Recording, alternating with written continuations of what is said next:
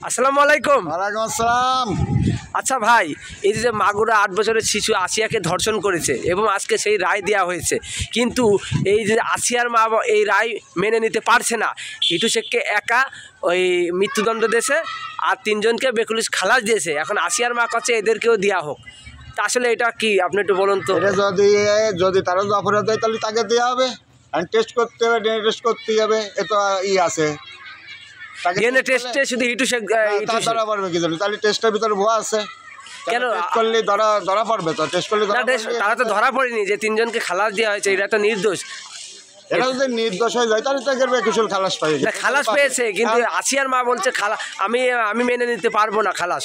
মানে উনি বললি তো তা হবে না, ওনার কথা তো আর আইন চলে না। জি জি জি, না ওনার কথা আইন চলবে না, আইনের গতিতে চলবে। তার ভিতরে এদিকে যে হিটু শেখকে মৃত্যুদণ্ড দিয়েছে, হিটু শেখের মা কান্দে কান্দে বলছে যে আমাকে এতিম করে ফেলাইছে। তা আসলে কথা হলো কি, হিটু শেখ অন্যায় করেছে বলে তো এতিম করেছে, তাই হিটু শেখের মা কান্নাকাটি করছে। তাই এই কি আইন কি কোনো কেউ কান্নাকাটি শুনবে? কোনো রকম শোনার কোনো কাহিনী নেই। আইন তো আইনের গতিতে চলবে, আইনের গতিতে চলবে। আইনে যা সাজা হবে তাহলে সাজা সে পাবে। আচ্ছা এখন আপনি বলুন যে এই যে এখন আসিয়ার মা এই যে মেনে নিচ্ছে না, বলছে আমি হাইকোর্টে যাব। এখন কথা হলো কি, এই যে নির্দোষকে যে আইন ছেড়ে দিয়েছে, এখন ও হাইকোর্টে যে এদেরকে যদি আবার করে, এরা কি আবার ফেসে যেতে পারে?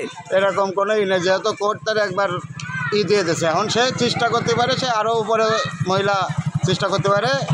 হাইকোর্ট মোটামুটি শেষ পর্যন্ত সে চেষ্টা করে যেতে পারে, কিন্তু তাকে একটা রায় খালাস দিয়ে দিয়েছে। এমন কি হবে, আবার হয়তো তদন্ত করা হবে, আবার হয়তো দেখাবে, আবার হয়রানি হবে, এই তাই ছাড়া আর কিছু না। এই হয়রানিটা যাতে মনে করেন যে এখন শেষমেশ আপনি এই যে রায়টা দিয়েছে যে ৮ বছরের শিশুকে আসিয়াকে ধর্ষণ করেছিল, এতে কি আপনি খুশি? পাবলিক হিসেবে কি আপনি খুশি? ধর্ষণ করেছিল এ বিষয়ে তো কেন যেন খুশি না, কেউ খুশি না। না না, এই যে ধর্ষণ করেছে বলে যে মামলা, এই যে মৃত্যুদণ্ড দিয়েছে আইন, এতে কি আপনি খুশি? বিচারটা খুশি, কিন্তু ফাঁসি দিয়ে দিতে হবে কয়েকদিনের মধ্যে, কোনো কথা নেই। ওইরকম ভুয়া ফাঁসি দেওয়ার দরকার নেই, মানে ওরে ফাঁসি দিয়ে দিয়েছে, ওরে মনে করো সামনে রবিবারের দিন, 2-1 দিনের ভিতরে ফাঁসি, রবিবারের দিন ওর ফাঁসি হয়ে যাবে। রবিবার দিন ফাঁসি হয়ে যাবে, লাশ নিয়ে ভালো একটা জায়গায় ওর।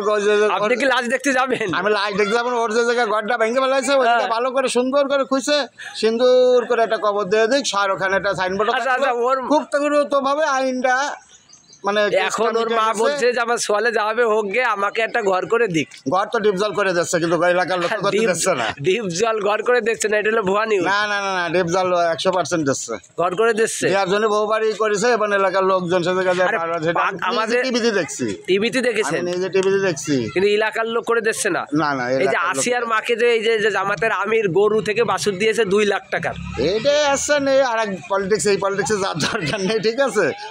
ওই সব দিয়ে কোনো লাভ নেই, মায়েরা ফেরত দেওয়া যায় না, তাই তো মায়ের তো ফেরত দেওয়া হবে না। গরু দিয়ে কোনো লাভ নেই, ওই গরুতে কি হবে? আপনি খুব ভালো কথা বলেছেন, ধন্যবাদ। গরু বাছুর দিলে কি হবে? ঠিক ওইটাতে কয়দিন আছে, শুয়ে থাকতো আগানে বাগানে, খাওয়ানি দাওয়ানি, এই কিনা কয়টা বান্তা এই খাইছে কই। আচ্ছা ভালো থাকবেন, সুস্থ থাকবেন, আপনি খুব ভালো কথা বলেন। সাবাস।